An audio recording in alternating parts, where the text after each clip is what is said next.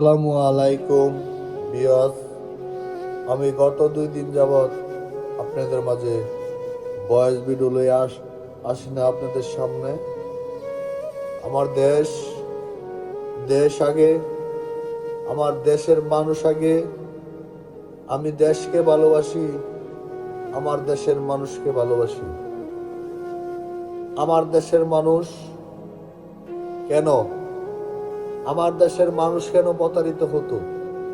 আমার দেশের মানুষ কেন বিভিন্ন জায়গায় আইসা, কর্মস্থলে আইসা আমার দেশের মানুষ কেন প্রতারিত হবে?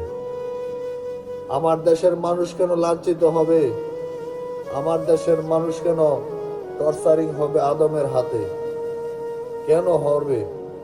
ইন্ডিয়া বলেন, কলকাতা বলেন, পাকিস্তান বলেন, তারা কেন ডিম বেচার টাকা দিয়া যে কোনো রাষ্ট্রে ঢুকতারে? আমরা কেন ঢুকতে পারি না? আমার দেশের মানুষের কাছে এটা প্রশ্ন। কেন দালালের চক্করে পড়ে? কেন দালালের ছল ছাতুরিতে পড়ে? আমার দেশের মানুষের কাছে এবং জাতির কাছে একটি কথা আমি ক্লিয়ার করতে আমি জানতে চাচ্ছি, জাতির কাছে আমার দেশের মানুষ যেন কেন প্রতারিত হয়? আমার দেশের মানুষ কেন দালালের হাতে লাঞ্ছিত হয়?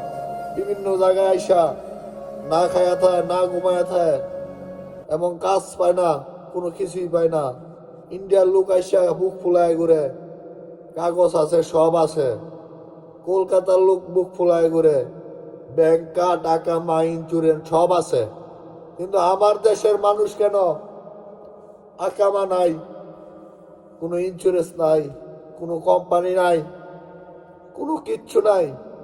কিন্তু আমার দেশের মানুষ কেন লাঞ্ছিত হয়, কেন টর্চারিং হয়? এটা আমার জাতির কাছে প্রশ্ন এবং বাংলাদেশ সরকারের কাছে প্রশ্ন আমার। কেন আমার দেশের মানুষ কষ্ট করব? কেন আমার দেশের মানুষ আমার চোখের সামনে না খায়া থাকবো, না ঘুমাইবো?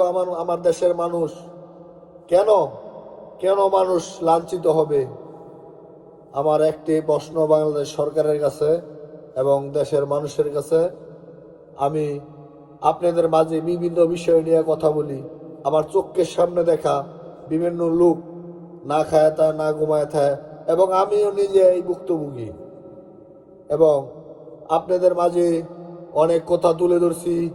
ভালো থাকবেন, সুস্থ থাকবেন। ভিডিওটা বেশি বেশি ভিউজ চাই এবং শেয়ার চাই। আল্লাহ হাফেজ।